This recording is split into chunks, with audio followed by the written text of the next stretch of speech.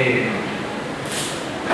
mensual, una certa estius i coses d'aquestes, i altres festes de program, i que procurem sempre tractar un tema social o sociopolític de profunditat,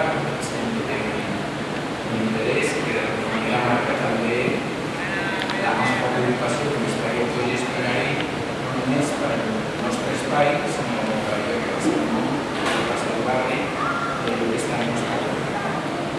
I en aquest cas hem volgut fer aquest dedicat a l'estructuració immobiliària de la lluita social. Faré una molt breu introducció parlant-vos de la construcció. I ja estarem la paraula perquè soc realment l'experta i la lluitadora i la gent que està sobre el terreny.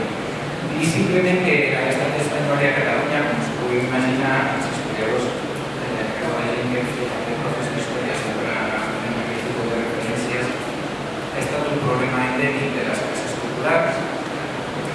Només potser trencar a Catalunya i altres territoris de l'estat que van poder fer alguna cosa pre-revolucionària entre el juliol del 36 i el 37, 38 i 39, i que entre altres coses van entrar també en el tema de l'habitatge, però si no, diguem, la nostra història recent ens marca això com a endèmic, que se suposava que la transició, una de les coses que venia a fer era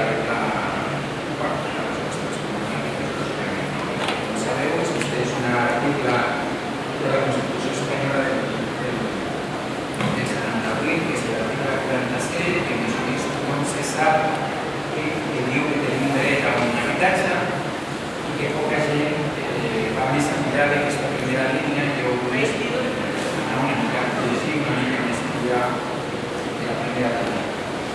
La primera línea lidera el éxito de todos los españoles, porque los españoles también tienen derecho a disfrutar de una vivienda digna y adecuada. Aquí, super guay, no es regular, no es complex, pero está muy bien. Pero es que lo que ve a continuación es encarar con este tema. Digo, los poderes públicos promoverán las condiciones necesarias y establecerán las normas pertinentes para hacer efectivo este derecho, regulando la utilización del suelo de acuerdo con el interés general para diferentes poblaciones. No sé si el comentario está pagando una regulación pública de Terra, estando de acuerdo con el interés general para evitar esta regulación. Y por último, tiene cercano un esfuerzo de la comunidad participará de las plusvalías que generen l'acció urbanística de centres públics. Aquesta és una de les coses que normalment no ens llegim, que quan hi ha algun tipus de debat, sí, que l'article 47 dice, no, pues l'article 47 diu això, que no és. Evidentment, el que ha passat des del 78 cap aquí ha sigut completament diferent. És a dir, com explicar més, hi ha una expressió que no apareix, que és el mercat, hi ha altres que no apareix, que són els punts d'inversió, l'agricultor, etc., que són els que realment estan controlant en aquests moments tot l'aspecte immobiliari, i altres qüestions de planificació, de planificació, etc. Però jo no m'estendré més, jo volia donar aquesta pinzellada de que suposadament tenim unes bases superpotents d'una indicació molt clara per saber que normalment els governs generals, els autònoms, generalment apareixen cada dos temps en els moments de solucionar el tema, i la fase de només seguir això, que no és una qüestió que nosaltres tenim ara, ens estaria bé. Com sabeu, la darrera proposta del pla d'habitatge concepte de representant el mes passat posa com a qüestió estrella el fet que ajudaran a lloguer en opció de compra de persones menors de 30 anys amb una quantitat de 30.000 euros en un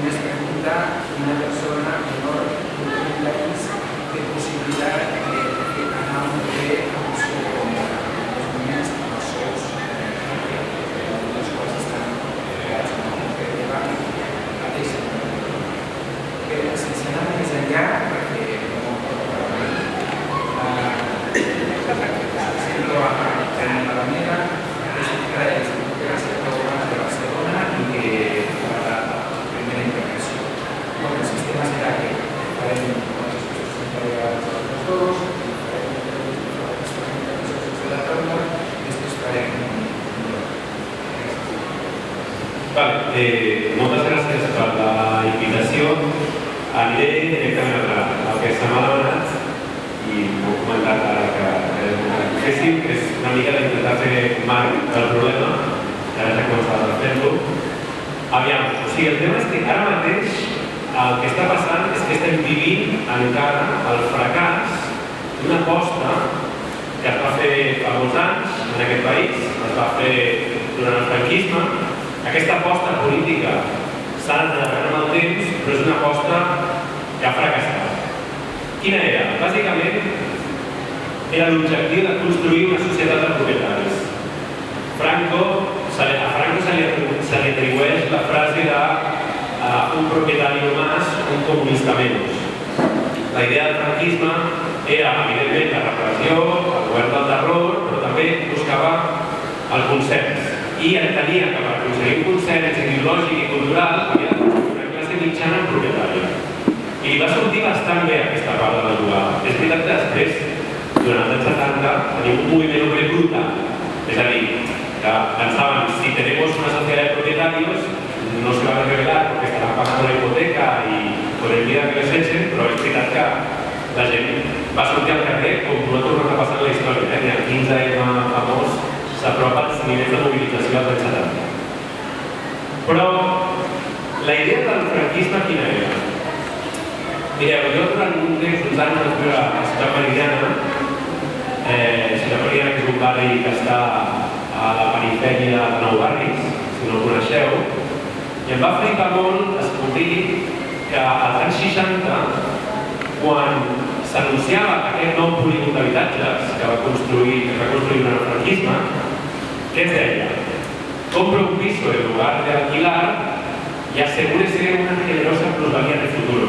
Això era un missatge que anava dirigit a la classe treballadora, majoritàriament migrant, que arribava a Barcelona i que vivia en molts casos en habitacions, en barraques, i que per primera vegada podia imaginar comprar-se un pis. El missatge del franquisme era: pots ser propietari, però a més beneficiar-te de les rendes del sol, perquè tindràs un actiu, la casa, que com que està al mercat, el seu preu anirà pujant, per tant el teu patrimoni individual i familiar anirà pujant. Aquesta era la promesa. Per tant, en el franquisme ja hi havia una idea dual, que era societat de propietaris i democràcia de rendes. La idea de que tothom, si tothom és propietari, si tothom té una part dels pis, tothom es pot beneficiar de les rendes del sol. Si puja les rendes del sol, que sempre es deixen a pujar, puja el preu del teu patrimoni, del teu actiu.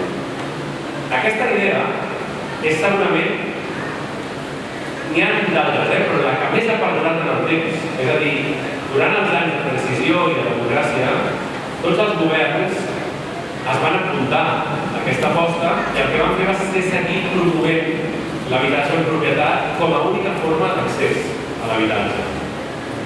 I ara som víctimes d'això, ja explicaré per què en breus, però és l'aposta que van fer sobretot Ronald Reagan, Margaret Thatcher, als anys 80. Hi havia una idea que era que tothom fos propietari de la seva casa, però més que l'habitatge funcionés com un actiu financer. És a dir, que no hi havia d'haver, per aconseguir això, no hi havia d'haver cap mena de regulació pública que impedís que el preu dels pisos pogués pujar. Què van fer tots els governs, la majoria de governs europeus i arreu del món? El primer que van fer va ser carregar-se totes les proteccions del mercat de lloguer. Aquí va venir Goyer, el 85, i va dir: se han acabado los contratos indefinidos de alquiler y se han acabado los topes de precios. S'havia de regular el mercat de lloguer. Dos, s'havia de deixar de fer habitatge públic. I, efectivament, en les dècades posteriors cada cop es construeix menys habitatge protegit. I tres, l'objectiu era que tothom, i més que menys, es pogués comprar una casa. Clar, quin és el problema d'aquest model social? El problema de la societat de propietaris és que és impossible una societat de propietaris on el preu de les cases sempre puja, perquè hi ha un moment en el que els més joves o els treballadors que encara no són propietaris, si el preu de les cases sempre puja, cada cop és més difícil entrar en el club de propietaris. O sigui, és un model que conté una contradicció evident. Una societat de propietaris on tothom es beneficia profecia que el preu sempre puja, està destinada a fallar. I això és el que va començar a passar l'any 2008. Pels que ja tinguem una certa edat, crec que aquí tothom, qui més qui menys, recorda el que va passar, va haver una crisi immobiliària brutal, va ser el final de la famosa bombolla hipotecària, però va ser molt més que un simple fall conjuntural. Va canviar el paradigma. Des d'aleshores, les diferents elits polítiques, els diferents governs han intentat reactivar la societat de propietaris perquè tothom es pugui comprar una casa, però no ho han aconseguit. Què estem veient en el nostre entorn? Que les persones joves i no tan joves, allò que van fer els seus pares i els seus avis, en molts casos, que era, hòstia, podies comprar una casa amb el teu esforç, amb molt de sacrifici, estalviant, podies hipotecar, això cada cop és més difícil. I de fet és més greu que això. No només ha canviat el model, sinó que a més aquest model ha estat canviat políticament. A partir del 2008, el que va passar és una cosa que David Harvey sempre diu i m'agrada molt, i és que el capitalisme mai desaprofita una crisi. Una crisi sempre és l'oportunitat per posar les bases de la següent fase d'acumulació. I això és el que es va fer. Entre l'any 2008 i 2023, és a dir, en els últims 20 anys, més o menys, al mercat de lloguer de tot l'estat s'hi han sumat 1,3 milions de pisos en lloguer. 1,3 milions de pisos que no estaven al mercat de lloguer, de sobte surten a l'oferta. Que per cert, sentireu per la tele o per la ràdio, llegireu com s'ha reduït l'oferta en els últims anys. La història és molt diferent. En l'última dècada, el mercat de lloguer ha crescut com mai. Per què ha passat això? Són cases que s'han construït? No, perquè s'ha construït molt poc a l'última dècada. Són cases que eren de famílies, petites propietàries, una part de les quals les va perdre en la gran crisi, perquè no va poder pagar la hipoteca, i una altra part és gent que s'ha anat morint, que es tenen que assurar la venda, i la qüestió és qui s'està quedant totes aquestes cases. Qui es va quedar aquest 1,3 milions de pisos? Doncs això va ser un procés de gran acaparament. Al principi van ser els fons voltor. El govern el que va fer va ser rescatar a la banca, al sector financer, i posar catifa vermella perquè els fons arrel de Wall Street poguessin quedar-se amb molts d'aquests pisos a preus molt baixos. I quan dic que va posar catifa vermella em refereixo que va canviar totes les regles del joc perquè aquests fons fos molt atractiu quedar-se aquestes cases i posar-les en lloguer. El motiu pel qual es dispara el nombre de pisos en lloguer és perquè hi ha un procés de redistribució de la propietat cap a dalt. Hi ha molta gent que diu, és bo que augmenti l'oferta de lloguer. Doncs a mi m'agradaria discutir això, perquè diuen, si augmenta l'oferta de lloguer, hi ha més diversitat, els preus poden baixar. Si augmenta l'oferta de lloguer, vol dir que en realitat el que està passant és que les propietats que van estar més distribuïdes s'estan concentrant. I el que està passant a Catalunya, en general, a tot l'estat espanyol i a molts països europeus, a l'altra banda de l'Atlàntic, a Àsia, és que a les nostres ciutats cada cop hi ha més desigualtat perquè els més rics cada cop tenen més cases. I el que està passant ara és que el mercat immobiliari està trencant la societat. Aquesta és l'autèntica font de polarització. La polarització no és entre joves i pensionistes, no és entre nadius i immigrants. La polarització és entre una part minoritària de la societat que té molts diners, que té moltes propietats, i com que cobra tantes rendes d'aquelles propietats, no li queda una altra que reinvertir i comprar més cases. Si heu jugat al joc del Monopoli, la nostra realitat actual és el més semblant al joc del Monopoli, que hi ha hagut a molt de temps. Us donaré una dada perquè veieu que el que dic estic resumint, ara no us avorriré dades, però us donaré una dada perquè s'entengui d'on surt la informació. En l'última dècada, el 56% de les compres de pisos s'han fet sense hipoteca. Sense hipoteca, trinco-trinco. I això són dades a Espanya. No tenim dades de una ciutat com Barcelona.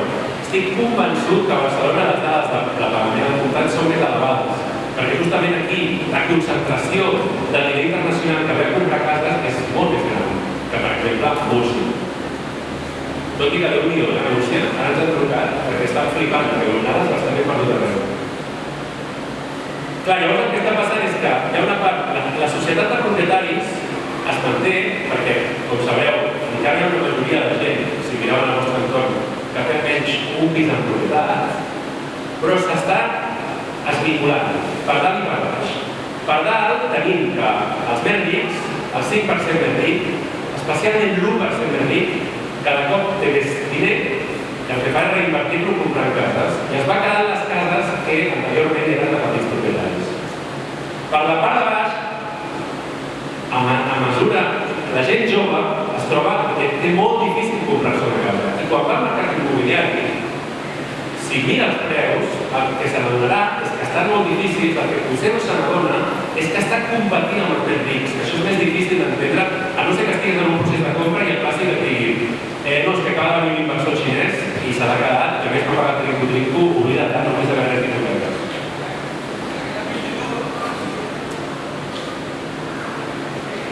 Vale, llavors no m'enviaré molt més, no sé com pot posar.